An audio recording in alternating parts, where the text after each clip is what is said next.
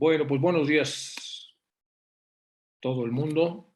Eh, Vamos a tener la decimotercera sesión, que en realidad es la decimocuarta, porque una se dividió en dos. Sobre las cartas, ya estamos en las cartas, las de Barker, y nos falta terminar unas de Ginerajadasa, que quedamos de dejar ese tema para después. De momento voy a continuar con lo que habíamos visto de las cartas. Vamos a empezar, si les parece, con las invocaciones. Empezamos con la de Rada. Hay una beatitud y un poder más allá de nosotros mismos que viene en ayuda de aquellos que están preparados para recibirlo. Nos dirigimos respetuosamente hacia aquella beatitud, aquellas grandes fuerzas, fuentes, de las cuales emanan incesantemente la fortaleza y la inspiración, hacia todos los que estamos resueltos a abandonar el yo personal para desarrollarnos, aprender y compartir fraternalmente y sin reservas. La invocación universal de Anibesan: oh vida oculta que vibras en cada átomo, oh luz oculta que brillas en cada criatura, oh amor oculto que todo lo abarcas en la unidad, que cada ser que se sienta uno contigo sepa que también es uno con todos los demás. Nos dirigimos con respeto a las grandes seres de luz infinita, a las divinidades que ayudan a la humanidad, a los amados Maha Chohan y maestros de sabiduría. Pedimos su auxilio para comprender lo oculto. Permítanos trazar un puente que nos bendiga y nos facilite la inspiración apropiada. Y esta última, nos inclinamos, me inclino ante la sabiduría primaria. Me inclino ante la sabiduría a través de los tiempos. Me inclino ante la verdadera sabiduría. Ad Guray Named, Yugad Guray Named y Sad Guray Named. Bueno, continuamos. Estábamos trabajando un poco con el tema del egoísmo, que es un tema nuclear y central. Es un gran enemigo para poder construir los núcleos de fraternidad. Y habíamos explicado un poco de este tema. Entonces, está diciendo el maestro, le está comentando a Sinet, que sus motivos son egoístas, porque usted tiene que darse cuenta de que el objetivo principal de la sociedad teosófica no es tanto satisfacer aspiraciones individuales, sino más bien servir a nuestros semejantes. Y el valor real de este término egoísta, que puede sonar mal a su oído, tiene un significado especial para nosotros, que puede que no tenga el mismo significado para usted. Por consiguiente, y para empezar, no debe usted tomarlo de otra manera que en el sentido anterior.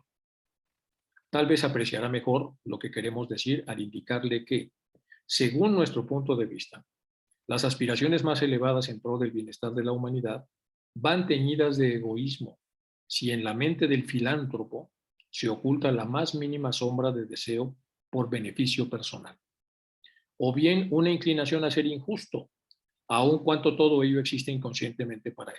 Es decir, a pesar de que la gente no se dé cuenta, pueden estar teñidos de egoísmo muchas de las cosas que hacemos como obras para los demás. Sin embargo, usted ha discutido siempre, para rebatirla, la idea de una fraternidad universal, desconfiando de su utilidad del concepto de fraternidad universal y aconsejando reformar la ST sobre la base de una escuela para el estudio especial del ocultismo. Esto, mi respetado y estimado amigo y hermano, no se hará nunca. Es decir, una escuela elitista para que unos cuantos, unos pocos, puedan beber de este manantial, que es lo que estaba diciendo aquí Cine, a través de una reforma en donde se olvida de la fraternidad universal para hacer una fraternidad local. Bueno, este es uno de los conceptos importantes en donde el maestro está corrigiendo los deseos y las expectativas que tienen las dos personas a quienes decidieron ayudar, que son Sinet y Hume y muchos otros, pero digamos que son los que tienen el peso más importante de estas cartas. Esta corrección es muy importante porque entonces el maestro le dice que se está extraviando. Todo lo que nosotros hagamos en Petit Comité para un grupo privilegiado va en contra de lo que es un núcleo de fraternidad. Bueno, intelectuales y contemporáneos estudiando el egoísmo y el altruismo, nos habíamos quedado con esto. Perdón, ya habíamos empezado a ver entonces primero la definición del egoísmo, que resulta tan importante para que podamos comprender después cómo se puede desdoblar esto hacia un modelo de fraternidad. Vamos a empezar entonces para hablar de estos temas en paralelo, para tratar de entender lo que quieren decirnos los maestros. Bueno, lo primero que hacen es la distinción entre egoísmo y altruismo. Se utiliza para analizar empírica y analíticamente el comportamiento de los individuos frente a nosotros mismos y frente a los demás. Siguiendo a un señor que se llama Reichmann, que es razonablemente famoso y que escribió un libro que se llama La habitación de Pascal. La acción altruista pura sería aquella que beneficia a otros en perjuicio del agente, es decir, disminuyo yo para que crezcan los demás. Es como la ley del sacrificio. La acción egoísta pura sería la que, por el contrario, beneficia a un agente en perjuicio de otros. Entre estos extremos son identificables otros comportamientos como el actuar en interés propio, que es el beneficio de la gente sin perjudicar a otros, y la cooperación, beneficio de la gente y el beneficio de otros. O la cortesía, sin perjuicio para la gente y con beneficio para otros. Es muy interesante la forma como lo plantea este filósofo en La habitación de Pascal, que es un libro contemporáneo, porque nos da a nosotros ya una visión más moderna de lo que podemos entender como los antídotos contra el egoísmo. Y entonces nos da algunas opciones y alternativas que no se daban en aquel entonces. Entonces voy a leer otra vez para poder entender mejor esto. La acción egoísta pura sería, por el contrario, beneficia a la gente, es decir, a la persona que está conduciendo esto, en perjuicio de otros. Me beneficio yo y se fastidian todos. Entre estos extremos son identificables otros comportamientos como el actuar en interés propio, que sería beneficio de la gente sin perjudicar a otros, es decir, una persona que se beneficia a sí misma, pero que no le quita nada a nadie. Es otra forma de egoísmo que es menos egoísta que el egoísmo donde se perjudica a la gente. Luego la cooperación o colaboración, que es beneficio de la gente y beneficio de otros. Todos ganamos. Entonces, un cooperante se beneficia a él y beneficia a los demás.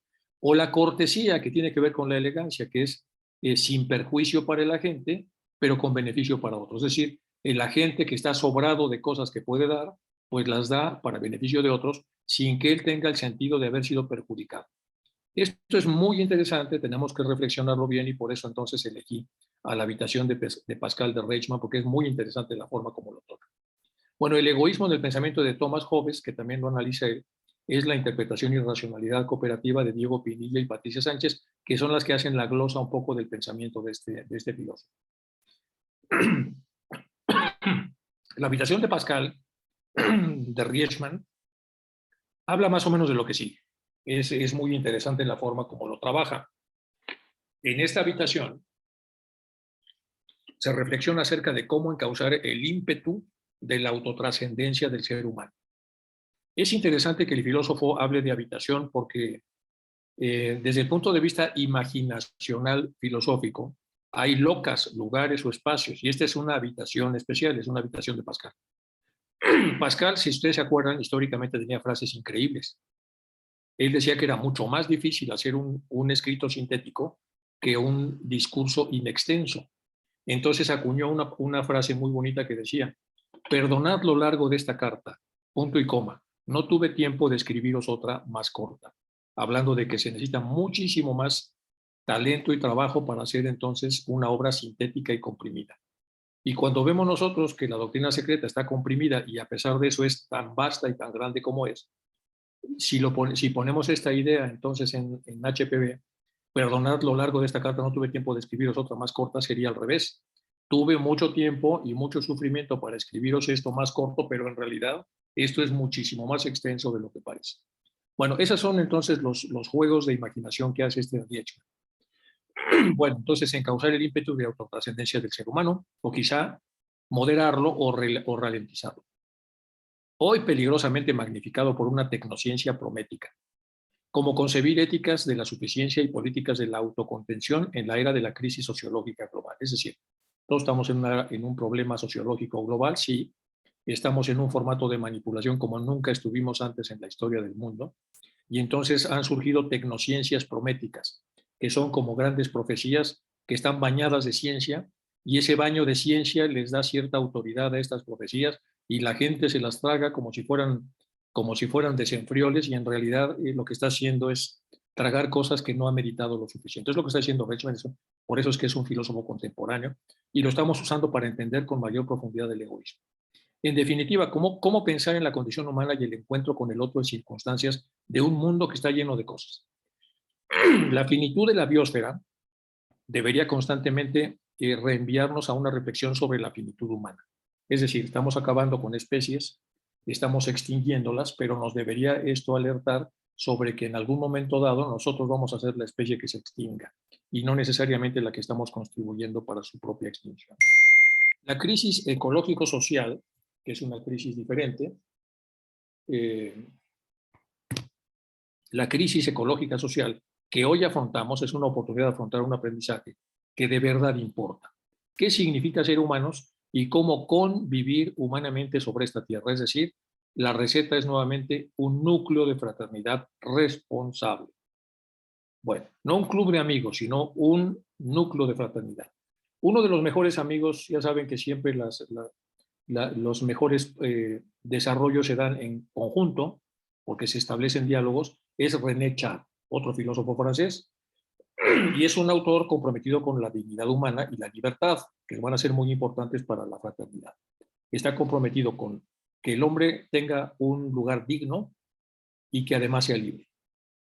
El mundo poético de Char es una epifanía lírica del mundo natural, la tierra, los árboles, el agua, los animales y el ser humano, de la vitalidad existente en la creación y la muerte. Su estilo de rica imaginería busca, sin embargo, la concisión, alecciona la forma moralista sobre objetivos más trascendentes del ser humano. Pues se juntan estos dos, ya vimos aquí como el pensamiento de Char, aquí vimos el pensamiento de Wiechmann, y hacen una enorme síntesis acerca de la fraternidad. Desde hace un rato estamos buscando, Isaac y yo, cómo hacer un curso para poder profundizar sobre el tema de fraternidad. Y entonces estamos buscando autores que puedan tener la suficiente profundidad como para acercarse a lo que es el ideal teosófico. Puede que no sean los mejores, pero después de una selección muy detallada, por lo menos de lo que hemos encontrado, estos no pintan nada mal. Entonces tenemos ahora la relación entre René Char y otro famoso, que es Albert Camus. Y hay una correspondencia que se tienen los dos de muchos años, desde el 46 hasta el 59. Los dos escritores que después de la Segunda Guerra Mundial se preguntaron cómo vivir en un mundo lleno de sombras. Estamos hablando de cuando termina la guerra. Cómo volver a la vida civil después de la destrucción que habían vivido. Cómo recuperar la cotidianidad y hacer de la existencia un gesto de resistencia contra lo absurdo, como la guerra. Con la determinación de vivir como Sísifo feliz. Recordemos a Juan quién es Sísifo, es uno de los grandes mitos de la tradición griega, y en el mito de Sísifo él había sido condenado a arrastrar una piedra en una ladera, en una inclinada, y esta piedra le consumía todas sus fuerzas, nunca llegaba al final, es decir, a la meta, para subirla, entonces caía rendido y cuando amanecía estaba otra vez atrás. Por eso es como la iconografía más importante del absurdo, es el mito de Sísifo. Y entonces es lo que está comentando acá, con la determinación de vivir como un Sísifo feliz. Es decir, uno que está repite y repite y repite las cosas, pero ha conseguido ser feliz detrás de ese absurdo de vivir sin avanzar, porque siempre llega uno al mismo punto y se vuelve a regresar, al mismo punto y se vuelve a regresar. Yo no he encontrado una descripción del condicionamiento tan profunda y tan interesante como la que hace Albert Camus, que es cierto, es un Sísifo que no avanza, pero ya no tiene la ilusión de avanzar, ahora es feliz así, haciendo lo mismo y desperdiciando entonces la energía que tiene para la encarnación en la que está ubicado. Ambos hallarán en la escritura un instrumento para la constante insurrección, salir de ese absurdo, un ejercicio contra la resignación de Sísifo y la humillación, porque es humillante la persona que desperdicia su vida de esa forma. Frente a la nostalgia y la frivolidad, estos amigos compartirán una misma actitud de trinchera, la concepción de la actividad literaria como una infatigable lucha contra los poderes políticos, una denuncia incansable de las plagas de su periodo histórico, incapaces de vivir como extranjeros en un mundo que no les es apropiado para vivir. El siglo XX se desangraba y ellos escribían con el desempeño de convertirse en un modesto espejo de ese tiempo. Bueno, entonces sus individualidades radicalmente marcadas contribuyeron sin duda a testificar contra las atrocidades de la época. No solo Camus denunció en La peste, el libro, sino también Char lo hizo contra los afiladores de las guillotinas, que son libros clásicos, el primero de Camus y el segundo de Char. Char es bastante poco conocido en el entorno castellano, pero es un tipo sin duda de primera división. Aquí están los dos, Camus y Char. Y lo de hoy, las hojas de himnos de René Char, dedicadas a su aliado amigo Camus, y luego algunas de las frases que vienen en el pensamiento de ambos. No tengo miedo, solo me da vértigo. Necesito reducir la distancia entre mi enemigo y yo. enfrentarme con él horizontalmente, ya sea de un enemigo interno o un enemigo exterior. Veo al hombre perdido por perversiones políticas, confundido a la acción y expiación, nombrando conquistas a su anonadamiento. O sea, está tan anonadado que cree que el destino son las conquistas y no es así. Bueno, ok. Ahora vamos a hablar del altruismo después de hacer esta parada filosófica para entender que el altruismo en realidad pues, es bastante complicado. Tiene algunas versiones contemporáneas que se pueden trabajar y que si las trabajamos apropiadamente podemos construir un núcleo de fraternidad de personas libres que están ahí unidas porque hay un foco común que los identifica, pero que podrían no estarlo si así lo deciden porque son libres de estar o de no estar. No es un núcleo de fraternidad forzoso, es un núcleo que respeta la fraternidad y que respeta la libertad y que han llegado a él porque saben que la encomienda de ese grupo es el servicio y el mejoramiento de la raza humana. Muy a grosso modo, esto se acerca mucho a lo que son los objetivos que tienen los maestros. Bueno, vamos a bajar ahora a la parte intelectual. El altruismo es la disposición de algunas personas a hacer el bien a los demás. Estas ya son definiciones más convencionales. A una costa del propio bienestar, muy parecido a lo que decían los filósofos, solo que en un lenguaje más coloquial. Es decir, llamamos altruista a quien se preocupa por dar a otros desinteresadamente, sin importarle que al hacerlo esté sacrificándose a sí mismo. Normalmente los héroes, los mártires y los samaritanos son personas en las que esperamos un comportamiento altruista, in extenso, o sea, en máximo. Este término es un préstamo de la lengua francesa, en la cual se acuñó la palabra altruisme en 1851 en la obra del filósofo y sociólogo Auguste Comte. Está compuesta de varias voces francesas, autri, los demás, prójimo, y el sufijo ismus, doctrina.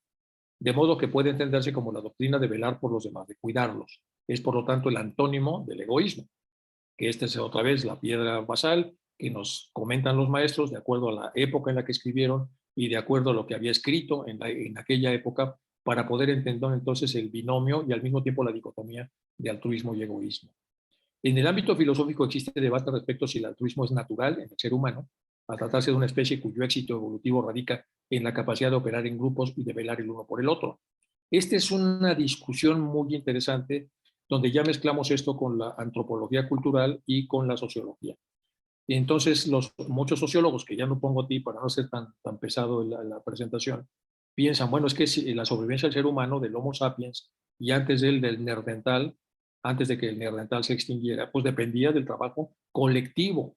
Se cazaba en grupo, se vivía en grupo y se cuidaban unos a otros, es decir, de la colaboración, que sería una versión primitiva de lo que podría ser un núcleo de fraternidad por un interés común. Entonces, en el ámbito filosófico, por eso existe el debate de si el altruismo es natural en el ser humano, debido a lo que históricamente conocemos del hombre primitivo, al tratarse nosotros, la nuestra, de una especie cuyo éxito evolutivo radicó justamente en la capacidad de operar en grupos y de velar el uno por el otro. Algunas posturas psicológicas afirman que sí, otras que no. A partir de los 18 meses de edad del ser humano, tiende a exhibir conductas de este tipo, colaborativas. El bebé comparte su alimento con la madre, lo comparte con quien sea, hasta los 18 meses, 24, 36 meses. Por otro lado, otras escuelas de pensamiento afirman todo lo contrario, que el ser humano es egoísta y necesita, por lo tanto, de un proceso de reeducación para inculcarle los valores de la generosidad y el desprendimiento. Aquí hay un gran debate, un debate en el que entra la psicología, que es un debate de menor profundidad de lo que vimos hace un momento con Charles. En la Enrique, biología se conoce como altruismo a las conductas de los individuos, animales mayoritariamente, que mejoran la eficiencia biológica de otro a pesar de reducir la propia. Es una foto muy Enrique, bonita donde varios elefantes están ayudando al cachorro a poder subir. Enrique, por ¿Sí? ahí no avanzó la presentación. ¿No se ve lo de altruismo? No, se A quedó ver, en dejo de algo. compartir y vuelvo a compartir. Ahí está, ya se ve. Altruismo, ahora sí. Bueno, eso es lo que acababa yo de leer hace un momento. Esta es la versión menos profunda de la que vimos hace un momento con los filósofos de los que ya habíamos hablado. Bueno, vamos con naturaleza humana y confianza y desconfianza. Aquí hay otro factor. Estoy tratando de sintetizar el mensaje de los maestros y tratar de adecuarlo a la comprensión que tenemos ahora, que muchas de las ciencias sociales se han desarrollado sin perder de vista el meollo de la cuestión, que es el egoísmo y altruismo y hacerlo ver con muchísima claridad. Bueno, ahora tenemos otros elementos que también tienen que ver con el altruismo y el egoísmo, que son la confianza o la desconfianza y que son parte de la naturaleza humana. Y uno de los ejemplos de la confianza o desconfianza que nos hace más altruistas o más egoístas es el famoso equilibrio de Nash, que se llama el dilema del prisionero. La estrategia que elige cada uno de los participantes en un conflicto o juego es óptima dada la estrategia que han elegido los demás. En otras palabras, nadie ganará nada si decide cambiar su estrategia bajo el supuesto de que los demás individuos no cambiarán la suya. Es decir, si todos confiamos en que los demás no van a cambiar lo suyo, podremos trabajar como un grupo en donde todos vamos a apoyar y a empujar en el mismo sentido.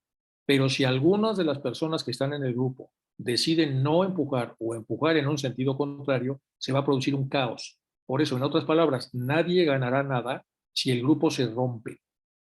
Nadie ganará nada si se decide cambiar su estrategia bajo el supuesto desconfiado de que los demás individuos no cambiarán la suya. Entonces ganamos, pero si sí la cambian, perdemos. Y entonces se hizo un dilema para explicar esto que se llama dilema del prisionero. Tal vez el ejemplo más conocido del equilibrio de Nash, que Nash era un físico químico muy famoso, es el que ocurre en el juego llamado el dilema del prisionero. A continuación lo explicamos. Suponga que existen dos prisioneros A y B que cometieron un asalto a mano armada, los dos. La policía los ha detenido, pero requiere de más evidencia para poder encarcelarlos. Ellos hacen un acuerdo de no delatarse. Para obtener más información, los encierran en dos celdas separadas, de modo que no puedan comunicarse entre sí, y les presentan las siguientes condiciones. Ellos previamente decidieron confiar el uno en el otro y decidieron no delatarse. Si confiesas tú, le dicen a uno, pero tu compañero no, te dejaremos en libertad, mientras que a tu compañero le daremos 10 años de cárcel. Y al otro le dicen lo mismo, si confiesas tú, pero tu compañero no, tú sales en libertad, pero el otro se va a la cárcel. Si vemos que ambos confiesan, les daremos 5 años a cada uno. Si ninguno de los dos confiesan, les daremos 1 año de cárcel a cada uno. Entonces, si yo fastidio a mi compañero, salgo libre, hay un premio. Si él me fastidia a mí, él sale libre y me caen a mí 10 años. Si ambos confesamos, nos dan 5 años a cada uno. Y si ninguno de los dos confesamos, nos dan 1 año de cárcel a cada uno. Entonces, las opciones son salir libre, pero fastidiando al otro, que es egoísmo puro, tener un nivel mediano de colaboración, donde los dos, a la hora de colaborar, tenemos la mitad de los 10 años, que son 5, y luego la colaboración, en donde los dos estamos 1 año de manera equitativa, no confesamos, y luego salimos libres. Podemos graficar esta situación a través de un juego que representamos por una matriz de pagos, en donde cada año de cárcel tiene un valor negativo. Bueno, no vamos a entrar en tanto detalle matemático, pero lo que estamos viendo aquí entonces es el peso de la confianza. Cuando construimos un núcleo de fraternidad, debemos desligarnos de una serie de principios que puedan romper el compromiso interno que cada quien hizo o el compromiso externo. Algunos un poco más atrevidos han metido el dilema de Nash intrapsíquicamente, es decir, una persona que internamente tiene estos dos polos. El ego inferior, que sería más proclive a fallar, y el ego superior, que es mucho más contundente y sólido a la hora de cumplir una promesa que ya ha hecho. Por supuesto, el yo superior pues nunca hubiera robado. Tenemos que cambiar el modelo, pero a la hora de introyectarlo, los dos tienen un gran secreto y el yo superior ha decidido conservarse en sus 5 sentidos para evitar que fastidien al otro y se fastidie a sí mismo, hablando de las partes internas, pero tiene un socio inestable, que es el yo inferior. Y es muy inestable y en un momento dado él puede entonces hacer algo que al yo superior lo va a condenar a 10 años de cárcel. O puede colaborar con él para que los dos tengan entonces un daño mínimo siempre que trabajen en colaboración. Bueno, es todo un tema que luego podríamos explicarlo con más detalle, pero en este tipo de dilemas nosotros vamos a entender por qué a veces se rompen los modelos de fraternidad a través de conflictos que se dan a través de algunos de los miembros de un grupo, en donde estas personas empiezan a hacer o a decir o a tener comportamientos que van en contra un poco de la idea general que mantiene unido al grupo, y entonces se necesita mucha madurez en el resto del grupo para hacer caso omiso de estas fuentes de distracción o de ruptura y conservarse ya no en el número completo, pero sí en el número mayor y mantener de esa manera el músculo que ya habían ganado a través de la confianza que se tiene mutuamente para generar el famoso núcleo de fraternidad. Bueno, por ahí va el tema. Luego aquí hay investigaciones sobre el altruismo, que son un montón, no me voy a detener tanto acá para que no hagamos una desviación tan grande. El tema de altruismo y el tema de egoísmo y el control del egoísmo para poder todos caminar hacia el altruismo requiere que nosotros hagamos entonces ejercicios modernos para poder entender ese tipo de factores y podamos crear seminarios, talleres y lo que fuere para que la persona pueda vivir interiormente un proceso de transformación que lo lleve a un tipo de comportamiento más profraterno y al mismo tiempo más altruista y al mismo tiempo menos egoísta, en pocas palabras, un control mejor del ego inferior. Entonces, aquí hay algunas investigaciones que se han hecho, por ejemplo, vamos a ir con el ambiente. Las interacciones y relaciones con los demás tienen una gran influencia en el comportamiento altruista. Y la socialización puede tener un impacto significativo en las acciones altruistas, sobre todo en los niños pequeños. En un estudio, aquí vamos a meter estudios, los niños que observaron simples actos recíprocos de altruismo tenían muchas más posibilidades de exhibir acciones altruistas conforme iban ganando más edad. Es decir, la parte del aprendizaje social era muy importante. Por otro lado, las acciones amistosas, pero no altruistas, no inspiraron los mismos resultados. Es decir, una persona muy amigable, pero poco altruista. Modelar acciones altruistas puede ser una forma importante de fomentar acciones prosociales y compasivas en los niños. La observación del comportamiento prosocial parece conducir también a un comportamiento de ayudas entre los adultos, aunque en la medida de esto ocurre varias veces con factores como género, cultura y contexto individual. Están las normas sociales, están los incentivos, es decir, los premios por ser altruistas, está la capacidad empática de ponerse en los zapatos del otro, está la disposición a aliviar sentimientos negativos en los demás, lo cual hace que nos acerquemos a ellos para ayudarlos sin buscar nada más que aliviar el dolor del otro. Bueno, toda esta es la investigación que existe sobre altruismo. En un momento dado, cuando ustedes revisen este tipo de presentaciones en las logias y quieran hablar esto de más profundidad, esto les va a ayudar. Les va a ayudar a ver que en realidad hay investigación contemporánea asociada a la posibilidad que tenemos de desarrollar rasgos, valores, disposiciones, hábitos altruistas en una población, sobre todo cuando se trabaja prematuramente con ellos, es decir, cuando se trabaja con ellos desde niños.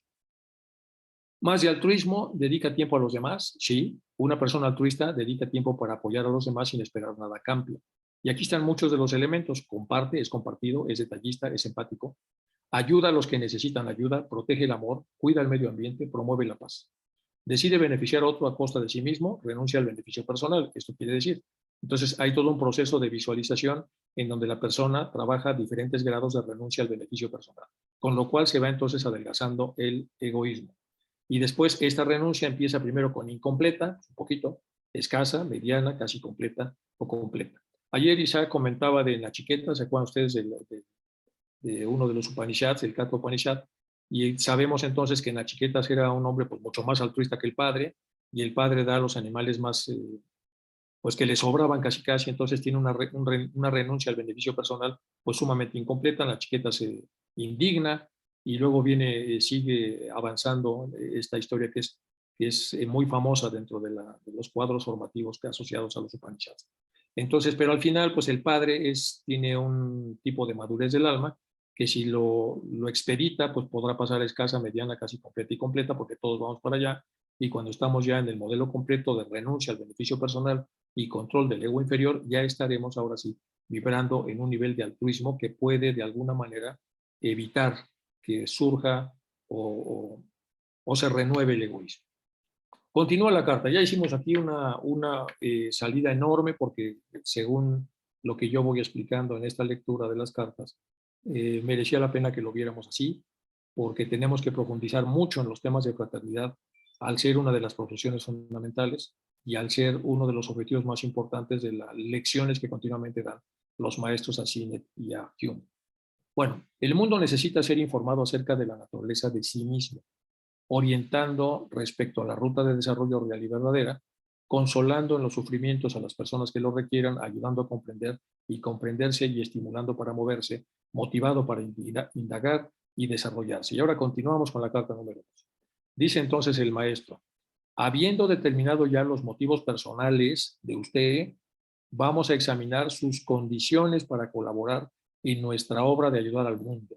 Entonces, acuérdense que en la parte previa, ya lo vimos, estaba reclamando el maestro a Sinet que en realidad Sinet estaba siendo muy egoísta al que primero querer reformar la sociedad teosófica y querer poner como objetivo hacer un pequeño club interno donde se vieran estas cosas en menoscabo de las posibilidades de los demás para beber de este manantial.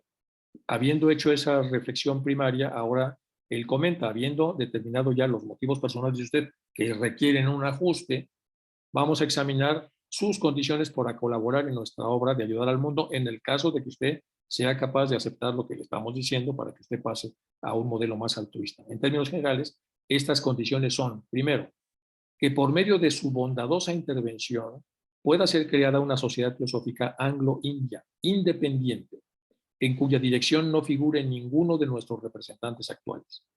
Y segundo, que uno de nosotros tome a ese nuevo grupo bajo su tutela, estando en libre y directa comunicación con sus líderes, y les facilite la prueba directa de que posee realmente ese conocimiento superior de las fuerzas de la naturaleza y los atributos del alma humana, lo cual les inspirará la debida confianza en su liderazgo.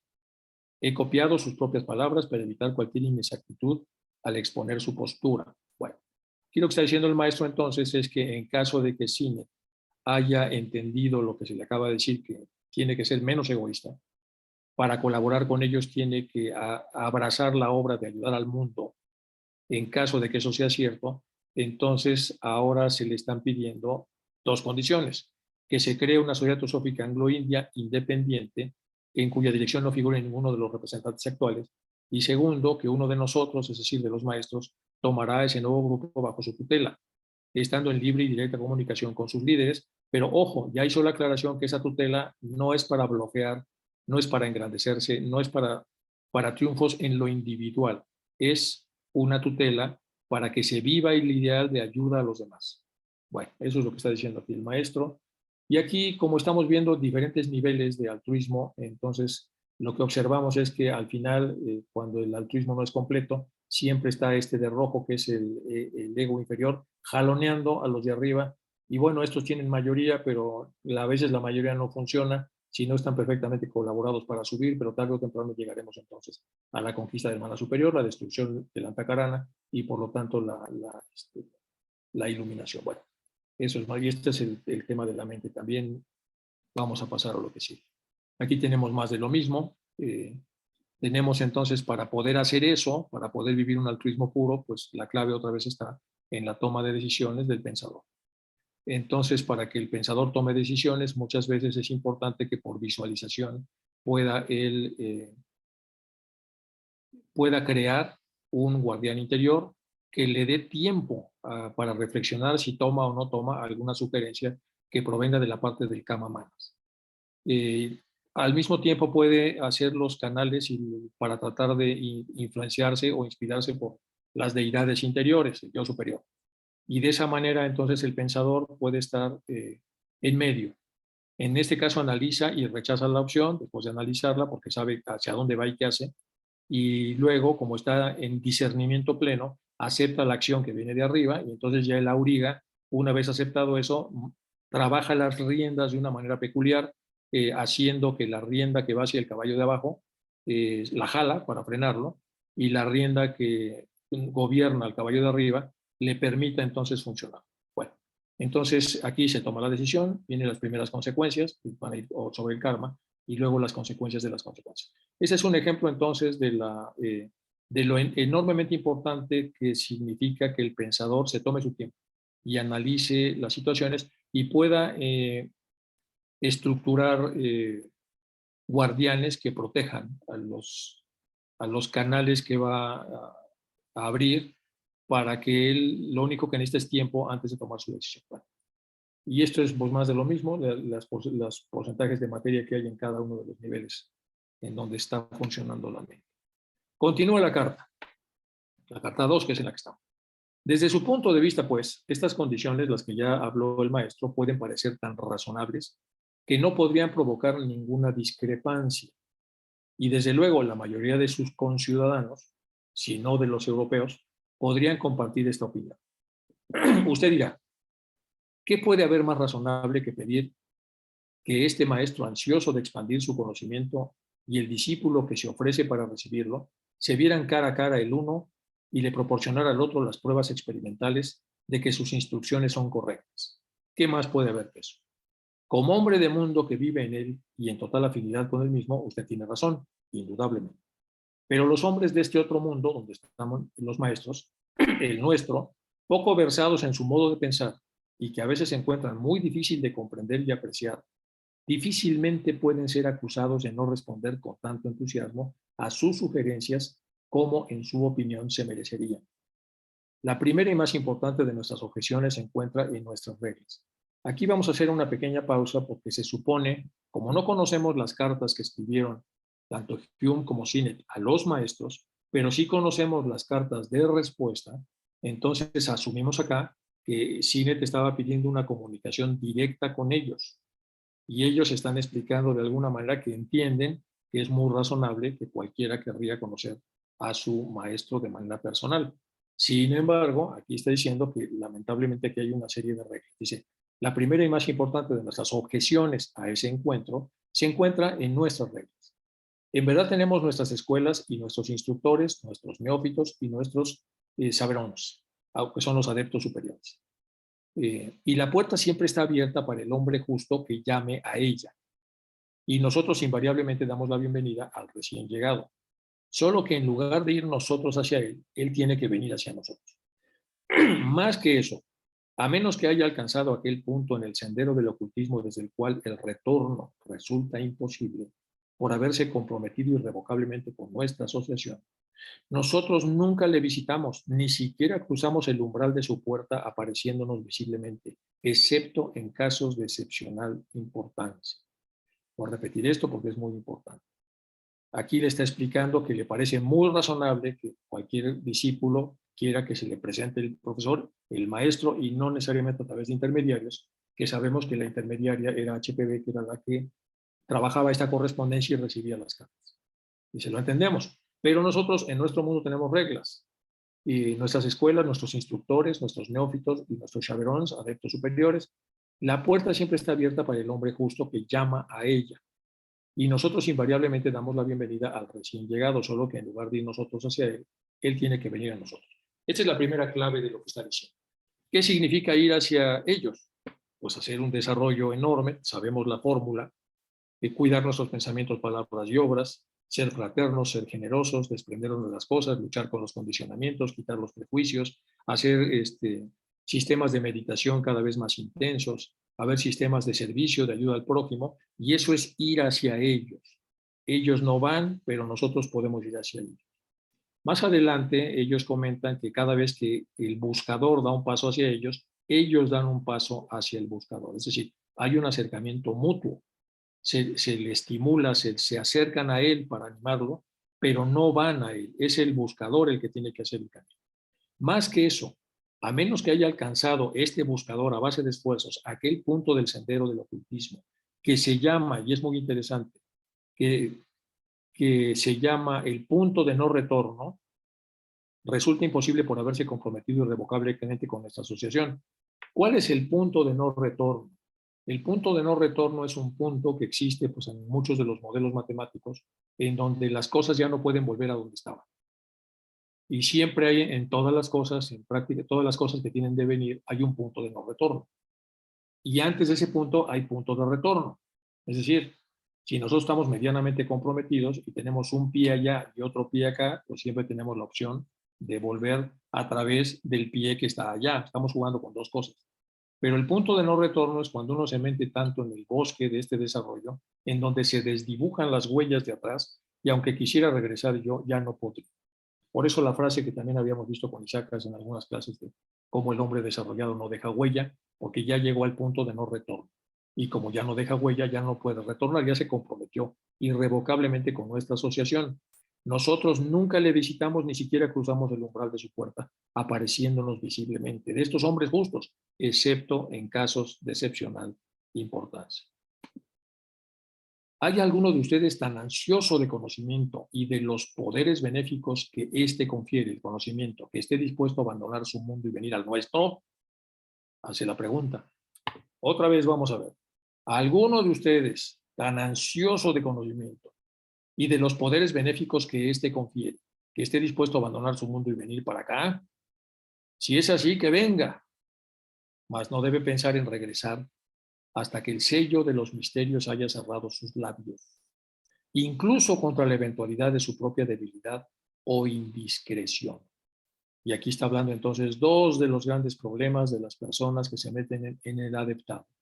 Una debilidad, no tienen la suficiente virilidad y vigor para moverse en ese sentido, o indiscreción.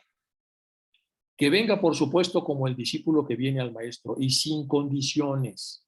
A ver, queremos verlo a usted, no a través de Blavatsky, a ver, que venga sin condiciones, porque es el alumno, es el seguidor, no puede poner condiciones, las condiciones van exactamente en sentido contrario. O que espere, como lo hacen tantos otros, y se contente con aquellas migajas de conocimiento que puedan caer en su camino debido a que no se ha decidido a comprometerse o que el ego inferior está activo a través de su debilidad, de su indiscreción o de sus condiciones para estar en donde se está. Y suponiendo que ustedes llegasen de ese modo, está hablando aquí el maestro, tal como ya llegaron dos de sus compatriotas, o como lo hizo HPB, Madame Blavatsky, y como lo hará el señor Olcott, suponiendo que ustedes lo abandonarán todo por la verdad, que se afanarán denodadamente durante años ascendiendo por el arduo y escarpado camino sin dejarse amilanar por los obstáculos, ahí estamos hablando de que han trascendido la debilidad, firmes ante toda tentación, si guardaran fielmente dentro de su corazón los secretos que se les hubieran confiado, ahí están hablando del otro tema de indiscreción, si guardaran dentro de su corazón los secretos que se les hubieran confiado, como prueba, y si hubieran trabajado con toda su energía y entrega para difundir la verdad y hacer que los hombres piensen y vivan con rectitud, es decir, servicio y ayuda, ¿pensaría usted que sería justo que después de todos esos esfuerzos de ustedes, nosotros concediéramos a Madame Blavatsky o al señor Olcott como no afiliados y no les abríamos la puerta las condiciones que ahora piden para ustedes mismos? Están pidiendo ustedes cosas para ustedes mismos que ni siquiera les hemos dado todavía a Madame Blavatsky y al señor Olcott. Entonces, ¿cómo pueden ustedes pedir eso si ustedes están muchísimo más lejos de los temas de evolución de estas dos grandes encarnados? Bueno, ven ustedes entonces el modelo que tiene el tono que tiene la carta para hacerles expresar y explicar en términos mundanos lo desbocado que están las solicitudes que hacen y lo mucho que se alejan de la posibilidad de ser ayudados por poner una serie de condiciones que están mucho más allá de lo que los maestros pueden otorgar. De estas dos personas, una ya nos ha hecho entrega de las 3/4 partes de su existencia, HPV, y el otro 6 años de lo mejor de su vida, y los dos seguirán trabajando así hasta el fin de sus vidas, aunque siempre trabajan con derecho a una merecida recompensa. Sin embargo, nunca la piden, ni jamás se quejan cuando se sienten decepcionados por no haberla obtenido. Aunque cada uno de ellos, respectivamente, hiciera mucho menos de lo que hace, ¿no sería acaso una palpable injusticia prescindir de ellos en el importante campo del esfuerzo teosófico, tal como se ha insinuado? La ingratitud no es uno de nuestros defectos, ni tampoco imaginamos que usted desearía aconsejárnosla. Es decir, que puedan pasar ustedes por encima de los alumnos más avanzados solo porque tienen la necesidad de constatar la existencia de ellos y que quieren verlos en persona. Vamos a ver otra vez, de estas dos personas, una ya se ha hecho entrega de las 3/4 partes de su existencia, el otro 6 años de lo mejor de su vida. Y los dos seguirán trabajando así hasta el fin de sus vidas, aunque siempre trabajan con derecho a una merecida recompensa. Sin embargo, nunca la piden. O sea, están dando sin esperar nada. Y jamás se quejan cuando se sienten decepcionados, cuando tienen alguna expectativa y no se da, pues tampoco se quejan, a pesar de sentirse decepcionados. Aunque cada uno de ellos respectivamente hiciera mucho menos de lo que hace, aunque hicieran mucho menos de lo que hacen, que ya hacen mucho, no sería una palpable injusticia prescindir de ellos en el importante campo de esfuerzo teosófico, tal como se ha insinuado, es decir, no utilizar a Blavatsky para entregar las cartas, para hacerlas de manera directa, prescindir de ellos, como ustedes nos insinúan. La ingratitud, mi querido y distinguido Sinet, no es uno de nuestros defectos, ni tampoco imaginamos que usted desearía aconsejárnosla. La carta es maravillosamente perfecta, es completamente directa y hace un sistema de reflexión muy, muy, con un purismo implacable. Bueno, continuamos. Ninguno de ellos siente la más mínima inclinación a intervenir en la dirección de la proyectada rama anglo-india, ni a imponerse a sus dirigentes. Pero si llega a construirse la nueva sociedad, aunque llevar el nombre distintivo propio, en realidad tendrá que ser absolutamente una rama de la sociedad madre, como lo es la Sociedad Teosófica Británica en Londres, que según se dice en muchas de las cartas, pues era la que estaba vibrando mejor, desarrollándose más, etc. Y deberá contribuir a su vitalidad y a su utilidad. Aquí está hablando de la ayuda entre las ramas y la ayuda de cómo las ramas más desarrolladas tienen la obligación moral o ética, por lo menos de estimular y ayudar a las ramas que recién empiezan, estimulando su idea dominante de una fraternidad universal. Vuelven sobre lo mismo y ayudándola en otros menesteres prácticos que pueden ser también de gran utilidad. Por mala que haya sido la presentación de los fenómenos que se han utilizado para atraer a la gente y mostrar que el ocultismo existe, sin embargo, como usted mismo lo admite, ha habido algunos de ellos que han sido irrecusables. Los golpecitos de la mesa cuando nadie la toca, el sonido de campanillas en el aire, como usted dice, siempre han sido considerados satisfactorios y como que los hiciera mucha gente. De eso usted deduce que los fenómenos bien comprobados podrían ser fácilmente multiplicados ad infinitum. Podrían serlo, efectivamente, y en cualquier lugar donde se presentaran constantemente nuestras condiciones magnéticas y demás. Y donde no tuviéramos que actuar por medio de un debilitado cuerpo femenino, en el caso de HPV, en el cual se podría decir que durante la mayor parte del tiempo se desencadena un ciclón vital. Por muy imperfecto que pueda ser nuestro agente visible, y ella es a menudo de las más insatisfactoria e imperfecta, sin embargo, es lo mejor que tenemos actualmente. Y sus fenómenos han asombrado y desconcertado durante casi medio siglo a las mentes más proclaras de la época. Aunque seamos ignorantes de la etiqueta periodística y de las formalidades de la ciencia física, sin embargo tenemos la intuición de los efectos de las causas. Bueno, aquí está hablando obviamente de que ya se han hecho algunas suertes que puedan haber atraído a la gente respecto a que existe un más allá en donde ocurren cosas que pueden aplicarse en el más acá y de la vinculación de los dos mundos. Y, y luego que pues es muy difícil que sean estas suficientes para que la gente entonces pueda acercarse y aceptar entonces que existe un mundo metafísico. Puesto que usted no ha escrito nada sobre los mismos fenómenos que usted considera completamente convincentes, porque recuerdan que ya vimos que hay varios fenómenos que se habían producido para ellos, tenemos razones para suponer que podrían desperdiciarse poderes muy preciosos sin mayores resultados. Vamos a ver otra vez. Puesto que usted no ha escrito nada sobre los mismos fenómenos que usted considera completamente convincentes y que ya ocurrieron, tenemos razones para suponer que podría desperdiciarse poderes muy preciosos sin mayores resultados. Es decir, seguir haciendo cosas para que no las tomen en cuenta, ¿para qué? En sí, la cuestión del broche, ¿se acuerdan ustedes del famoso broche que se desapareció y que pidió la esposa de Sinet y que entonces fue HPV a conseguirlo y luego apareció en el jardín, etcétera? Bueno, en sí, la cuestión del broche ante los ojos del mundo es completamente inútil y el tiempo me dará la razón. Su buena intención ha fracasado por completo. Y para terminar esta larga carta, estamos dispuestos a continuar esta correspondencia si los puntos de vista sobre el estudio del ocultismo que han sido expuestos le son útiles. Cada uno de nosotros, independientemente de su raza o de su país, ha pasado a través de las pruebas antes descritas. Todos hemos pasado por ello. Mientras tanto, y esperando lo mejor, suyo fielmente como siempre, maestro Kotomi y luego Lalsin, que era el precipitador. Y con eso se termina esta carta aleccionadora. Si nos damos cuenta, es una carta que su finalidad es ubicar a las personas a las que se les está escribiendo, señalarles la forma en la que está teñida el egoísmo y mostrarles cuál es el camino, aquí queda muy claro cuál es, y animarlos a seguirlo de una manera convincente. Además, invitarlos a dejar de hacer este tipo de espectáculos, puesto que no se ha escrito de ellos lo suficiente, ni están sirviendo para lo que los maestros querían que sirviera. Bueno, según nuestro punto de vista, las aspiraciones más elevadas en pro del bienestar de la humanidad van teñidas de egoísmo. Si en la mente del filántropo se oculta la más mínima sombra de deseo por el beneficio personal. Esta es una de las conclusiones más importantes de esta carta. Voy a leerlo otra vez. Según nuestro punto de vista, es decir, de los maestros, las aspiraciones más elevadas en pro del bienestar de la humanidad podrían ir teñidas de egoísmo si en la mente del filántropo se oculta la más mínima sombra del deseo de beneficio personal. fuerte, o sea, muy fuerte lo que está diciendo. Y por supuesto, lo que ellos están buscando es que poco a poco se vayan trascendiendo las manchas de la sombra personal para llegar a lo que sería un altruismo completo.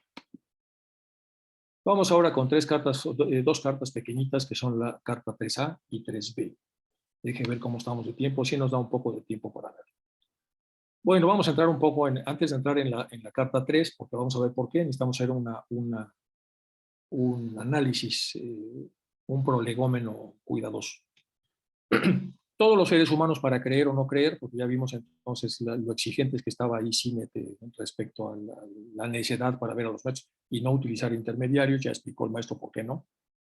Entonces tenemos fuentes no confirmadas de información, es decir, nosotros leemos cosas y cuando nosotros leemos las cosas, si nos gustan, las confirmamos y pensamos que sí, pero si no nos gustan, podemos decir que no son confirmadas de información. Entonces eso va a una información recibida, se forma un mapa cognitivo y se genera una teoría modelo para la acción. Todo esto pasa en la reflexión personal de cualquier ser humano.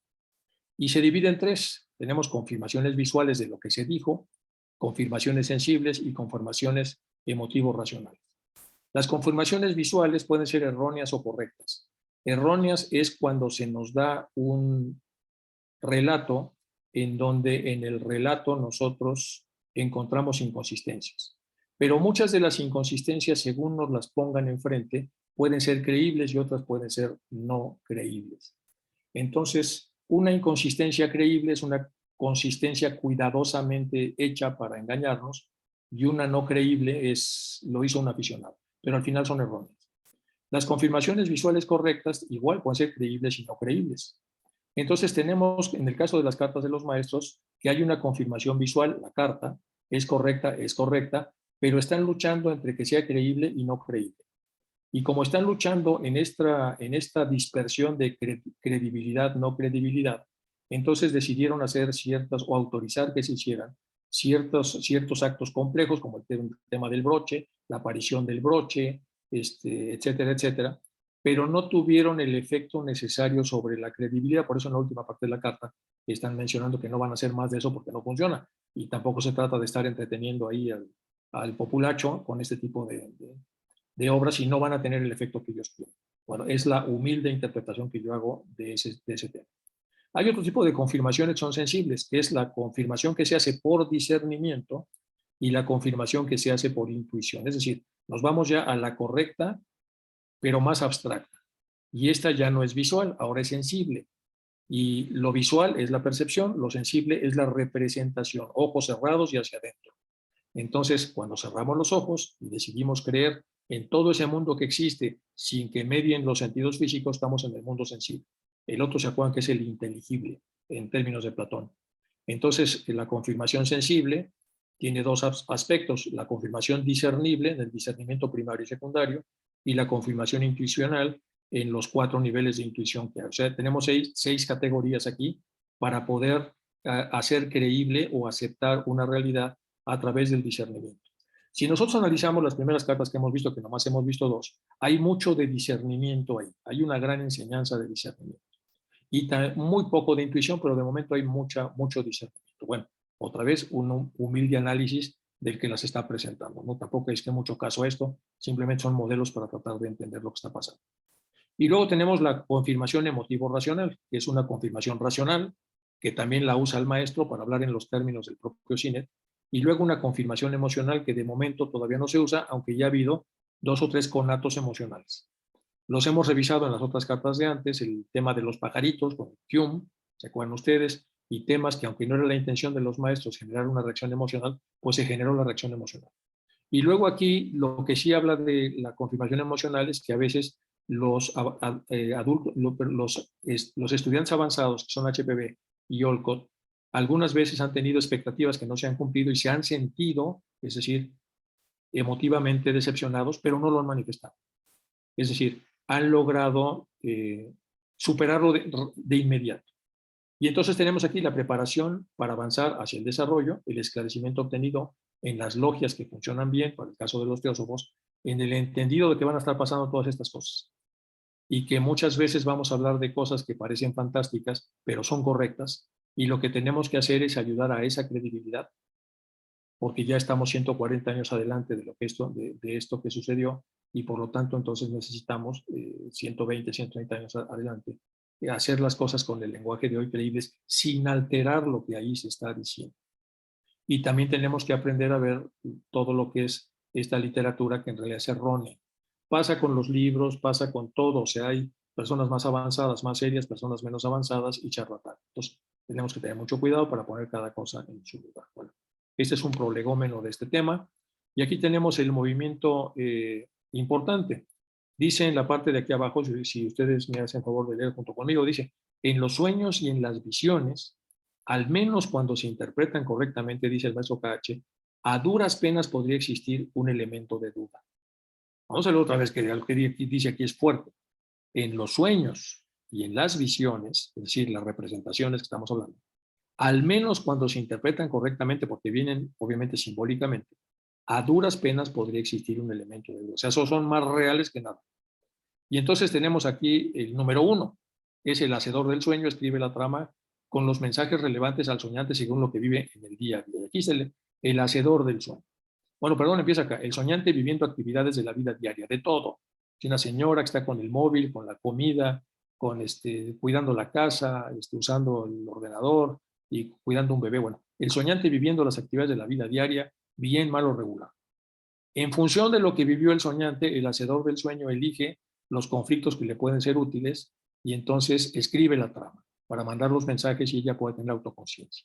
El soñante sueña lo que el hacedor del sueño ha escrito y lo abraza. Los contenidos creados como grandes sueños sugeridos por el yo superior, que son los más relevantes, podrían estar presentes, pero a veces no. Entonces tendríamos cosas que son menos relevantes y menos útiles, pero al final de cuentas de las que también se puede hacer algún tipo de interpretación útil. El interpretador, que es otra persona, entrenado para hacer lecturas simbólicas, se acerca, la persona que sabe interpretar sueños, con su lámpara. El interpretador comunica los contenidos al soñante. El soñante utiliza la información para tomar decisiones y cuando toma decisiones quiere decir que el mensaje del hacedor del sueño, que a su vez lo ha tomado de las deficiencias de la vida vigílica y que ha sido transmutado, transmitido a través del contenido onírico, entonces regresa en el número 7. Bueno, ahora lo vamos a ver con más detalle cuando veamos esta tabla. Finalmente, el maltrato concomitante. Entonces, al final de cuentas, siempre maltratamos cuando calumniamos, excluimos, difamamos, agredimos, criticamos, dañamos, molestamos, malaconsejamos, engañamos, mentimos, robamos, etc. Y de este lado tenemos al pensador otra vez, el tomador de decisiones. Aquí está Mahat en puntos suspensivos entre lo que es la parte cámica y lo que es la parte búdica. Este es el famoso puente que conocemos, que es Santa Karana. El pensador o tomador de decisiones es Sahamkara, más vinculado al ego inferior. Y este pensador está bombardeado por todos lados. Entonces vienen algunas cosas que él ha pedido, que tienen que ver con el yo superior, y otras que no ha pedido, pero que lo atosigan como tentaciones que vienen del yo inferior. Al final toma su decisión.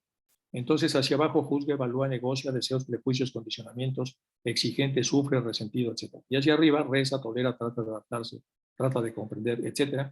Y luego vemos en este cuadro entonces las posibles combinaciones. Yo he decidido no maltratar y el otro no me maltratas. Y por supuesto, lo que hago yo es mi karma, lo que hace el otro es el suyo. Yo no maltrato y tú no me maltratas, ideal. Yo no te maltrato y tú me maltratas, pues no es ideal, pero si tú me maltratas es tu tema, tú haces karma, yo no. Yo te maltrato y tú no me maltratas, pues el que hace karma soy yo. Yo te maltrato y tú me maltratas, los dos hacemos karma. Entonces, las versiones importantes para el sujeto en cuestión es el que no maltrata, pero tú me maltratas. Pero si yo insisto en estar contigo y siempre no te maltrato y tú me maltratas, yo estoy funcionando como vehículo para que tú hagas karma. Entonces, lo mejor es alejarse. Pero si yo consigo esto, yo no maltrato ni me maltratas, entonces ya estamos en una función de equilibrio. Bueno, entonces, aquí más de lo mismo. Bueno, vamos a avanzar. Estos son la activación de los guardianes, que estas son gárgolas de Notre Dame, que es un ejemplo de la visualización que se hace de guardianes, y que poco a poco se van reduciendo en la medida en que son las tentaciones mucho menos contundentes. Aquí tenemos un cuadro de tentaciones pues pequeño, mediano y grande. Si es grande, bueno, pues hay que poner aquí guardianes muy sólidos. Aquí tenemos el Antakarana en su primera parte, que es verde, el Antakarana en la parte superior, que es azul, el pensador, el Mana superior, etc. El guardián rechaza la embestida del ego inferior y por lo tanto entonces pone una tabla y el guardián protege, entonces el pensador está libre para tomar una decisión sin manipulaciones. Si el guardián falla y acepta el embate, no se produce esta restricción y entonces entra la parte kamamánica aquí para influir en la decisión. La opción del ego inferior contamina al pensador, que es esta, que es el ahamkara, es la dignidad, el orgullo personal, el que están haciendo esto, etc. En la 5B, la opción B del ego superior logra inspirar, rebotando a la parte ahamkárica del ego inferior. Y en el sexto, el resultado de A o B en el pensador que cambia a tomador de decisiones. Aquí todo esto es pensar y esto es decidir. Y aquí, pues en lo que ya pensamos, pues ya terminamos de pensar y ahora hay que decidir. Y si decidimos mal, tenemos una degradación, si decidimos bien, tenemos un desarrollo, bueno, más o menos. Es la secuencia de pensamiento y toma de decisiones para poder entender el esquema. Luego lo vamos a vincular a los contenidos de las propias partes. Esto es más de lo mismo para no detenernos tanto con ese asunto, la oscuridad que burla al guardián y se cuela, el yo superior, el inferior, etcétera, etcétera. Bueno, es prácticamente lo mismo, pero con el elemento a explicar del auriga. Carta 3A, pequeñita. Vi a KH en forma astral en la noche del 19 de octubre de 1880 al despertarme durante unos momentos, pero inmediatamente después quedé inconsciente otra vez en el cuerpo y conscientemente fuera del cuerpo en la habitación contigua donde vi a otro de los hermanos identificado después por Olcott como uno llamado Serapis, el más joven de los Johans. La nota sobre la visión llegó la mañana siguiente y durante aquel día, el 20, fuimos de excursión al campo a Prospect Hill, donde ocurrió el incidente del cojín. El incidente del cojín, recordemos que es el incidente donde le pidió Blavatsky, que estaba en esa época de pruebas, para incrementar la credibilidad, y le dijo que dónde quería recibir la carta, y dijeron, pues a ver dentro del cojín, a ver si de veras. Y entonces, bueno, pues la carta apareció dentro del cojín y hubo que desarmarlo y descoserlo, fue un rollo, y al final salió la carta. Bueno, mi buen hermano, en los sueños y en las visiones, al menos cuando se interpretan correctamente a duras penas, puede existir un elemento de duda. Es lo que ya traté de explicar con los modelos anteriores. Espero probarle mi presencia a su lado la noche pasada por algo que me llevé conmigo. Le será devuelto a su esposa en la colina. No tengo ningún papel de color rosa para escribir, pero confío que el sencillo papel blanco servirá lo mismo para lo que tengo que decir. Y aquí le dice Kotomi y Lal Singh, que es el precipitador. Esto es entonces en relación a todo lo que explicamos hace un momento. En los sueños y en las visiones, al menos cuando se interpretan correctamente, a duras penas puede existir un elemento de duda. KH, el pensamiento contemporáneo, por una parte, caminó hacia la filosofía pragmática y por otro hacia la psicología transpersonal. Este tema de las visiones, ya hablamos de los sueños hace un momento, ahora vamos a hablar de las visualizaciones, es decir, de la forma de conducir al pensamiento en niveles vibracionales altos. Entonces, el pensamiento filosófico se debate ante el pragmatismo, que es como la parte de la filosofía que quiere pruebas de todo. El pragmatismo es una corriente filosófica centrada en la vinculación de la práctica y la teoría. Describe un proceso en el que la teoría se extrae de la práctica y se aplica de nuevo la práctica para formar lo que se denomina práctica inteligente según los pragmáticos. La relatividad conceptual y el fabilismo, existe un consenso general entre pragmatistas de que la filosofía debe tener en cuenta métodos y conocimientos de la ciencia moderna. Según los pragmatistas, el conocimiento objetivo podrá ser imposible. Se pueden redefinir la verdad como aquello que funciona desde nuestra limitada forma de experimentar la realidad. El pragmatismo fue creado en Estados Unidos a final del siglo XIX. Charles Sanders Peirce, que es merece la mayor parte del crédito por pragmatismo, junto a uno muy famoso que es John Dewey y William James. Estos son los pragmatólogos, que en un momento determinado desarrollaron una escuela para poder, a partir de esa escuela, desarrollar modelos que pudieran explicar mejor el quehacer de un ser humano. Y aquí tenemos a varios de estos muy importantes. Ahora los vamos a explicar. Los pragmatistas, la verdad y la bondad deben ser medidas de acuerdo al éxito que tengan en la práctica. En otras palabras, el pragmatismo se basa en la utilidad. Siendo la utilidad la base de todo significado, los principales rasgos del pragmatismo son antifundamentalista, mismo, que se renuncia a la búsqueda de la certeza última, falibilismo, dado que la filosofía es interpretativa y tentativa, siempre está sujeta a una corrección crítica, o sea, no siempre se llega por primera vez a la verdad, y la sensibilidad para aceptar la contingencia radical y el azar. Esto supone el rechazo de las doctrinas basadas en una verdad trascendental o inmutable, tanto de signo religioso como laico. Entonces, como que se hizo una corriente a la mitad de todo. El carácter social del yo, la necesidad de alentar una comunidad crítica de investigadores constituyen los elementos sociales y éticos de los pensadores pragmatistas. Y de aquí viene mucho de la ciencia que conocemos el día de hoy.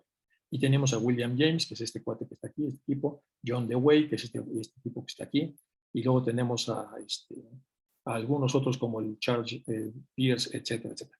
Bueno, el pragmatismo en la época en la que ya escribían los maestros fue realmente un estorbo para que muchos librepensadores pudieran encajar dentro de los modelos que ya utilizaban el poder creer en este tipo de situaciones. Porque por muy librepensadores que seamos, tenemos una base. Y si la base excluye a muchas cosas que podían funcionarnos para completar la realidad de un bosque que queremos ver inextenso, entonces nunca veremos el bosque inextenso cuando estamos utilizando un modelo de reducción de la realidad que sea demasiado reduccionista, valga la redundancia, como es el caso de esta escuela en boga que dio origen a la ciencia y a un montón de cosas y que tuvo a grandes pensadores involucrados. Bueno, aquí está entonces el origen de la psicología transpersonal. Vamos ahora con la otra psicología. Hay una parte de la psicología que sí decidió abrazar hasta cierto punto a todo lo que es las visualizaciones y el mundo abstracto. Se le llamó psicología transpersonal, se creó esta psicología en 1901, cuando el psicólogo estadounidense William James, de la Universidad de Harvard, impartió las llamadas Guilford Lectures de la Universidad de Edimburgo. En estas clases, que luego se publicaron en el formato titulado The Varieties of Religious Experiences, este es un ejemplo de libro, publicado por Longmans. Entonces está Varieties of Religious Experiences, un estudio de la naturaleza humana, William James. Entonces ahí se habla de cómo se acuña el libro, perdón, el título. Entonces, James enfocó un estudio de experiencias religiosas desde una perspectiva psicológica basada en el estudio de experiencias directas de personas individuales. Fue James quien por primera vez utilizó estas clases el término transpersonal. En The Varieties of Religious Experience, en la página 22, dice: espero que el curso de estas conferencias nos confirmen en esta suposición, en cuanto al origen psicopático de tantos religiosos fenómenos que no serían en lo más mínimo sorprendentes o desconcertantes, incluso si tales fenómenos fueran certificados desde lo más alto como una preciosa de las experiencias humanas. Ningún organismo puede posiblemente ceder a su dueño todo el cuerpo de la verdad. Pocos de nosotros no estamos enfermos de alguna manera o incluso enfermos, y nuestras mismas enfermedades nos ayudarán inesperadamente.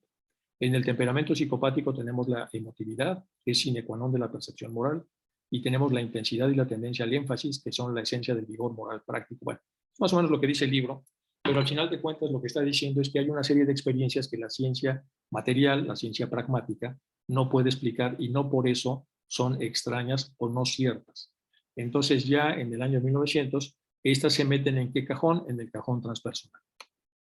Y aquí tenemos al creador al que se considera creador de esta corriente, que es Maslow, y probablemente el más brillante dentro de esta corriente, que es Ken Wilber, que es este que está aquí.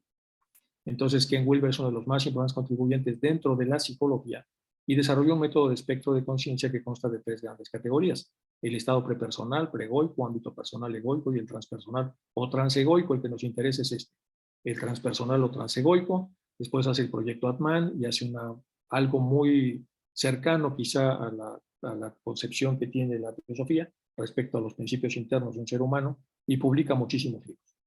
Bueno, a partir del trabajo de Wilber, psicólogos transpersonales también han argumentado a favor de una mejor diferenciación entre problemas de ciertas patologías psiquiátricas si se dedican a la clínica, o simplemente de una mejor explicación de la realidad si se dedican a personas que lo que quieren es tener más herramientas para conocerse en profundidad. Las experiencias cumbre, según el psicólogo Abraham Maslow, son estados de interconexión y unificación con lo espiritual. Las experiencias místicas, trances sistémicos, experiencias trascendentes y metafísicas de la vida, todo esto empieza a trabajar Maslow.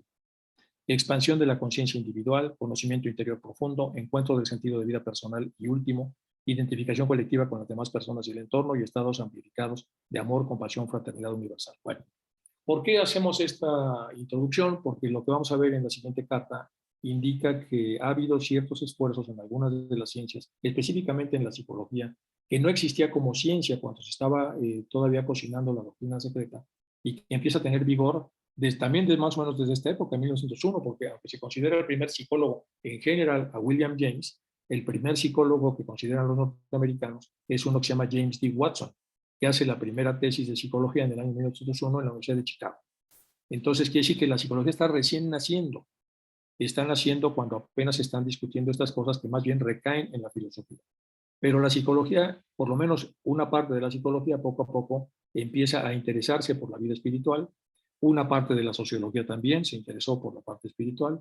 Una parte de la antropología cultural también se ha interesado por la parte espiritual, y por supuesto estas que aparecen en un momento determinado como grandes aproximaciones a lo espiritual se han hecho desde la reflexión, y algunos de ellos han podido profundizar más en la experimentación. Dentro de todos estos intelectuales que entraron en la parte transpersonal, también se puede destacar a uno que viene del psicoanálisis, que es el doctor Jung. El doctor Jung, dentro del propio psicoanálisis, que tiene un marco referencial enorme, entonces él sale de ese marco para entrar también en todo lo que es la vida espiritual. Entonces tenemos algunos escalones apropiados para poder entender lo que va a venir en la siguiente carta. Esta es la carta 3b, y vamos a ver entonces lo que dice.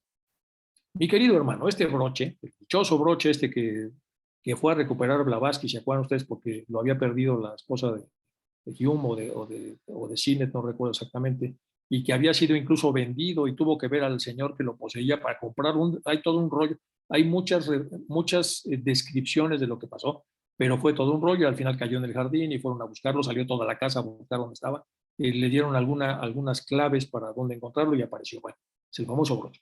Mi querido hermano, el dichoso broche está puesto en ese lugar tan extraño sencillamente para demostrarle a usted cuán fácilmente se produce un verdadero fenómeno y cuánto más fácil es todavía dudar de su autenticidad. ¿Se acuerdan que Blavatsky, para hacerlo, usó el papel que se utilizaba en aquel entonces para fumar, que es un papel de arroz especial, y puso una moneda entre dos papeles, y luego inició el proceso de transmutación, y al final pues apareció el broche en el jardín? Es lo que está comentando aquí el maestro. Este dichoso broche está puesto en el lugar tan extraño sencillamente para demostrarle cuán fácilmente se produce un verdadero fenómeno y cuánto más fácil es todavía dudar de su autenticidad. Ojo, haga de esto lo que le plazca, incluso colocarme entre los involucrados, los que vieron aquello, porque fueron varios. Entonces vamos a leer otra vez, sencillamente para demostrarle qué tan fácil producir es un fenómeno de a de veras, no es un truco, pero lamentablemente qué tan fácil es que la gente le busque, está buscando que esto es un truco. Trataré de eliminar la dificultad de la que habló la noche pasada con respecto al intercambio de nuestras cartas.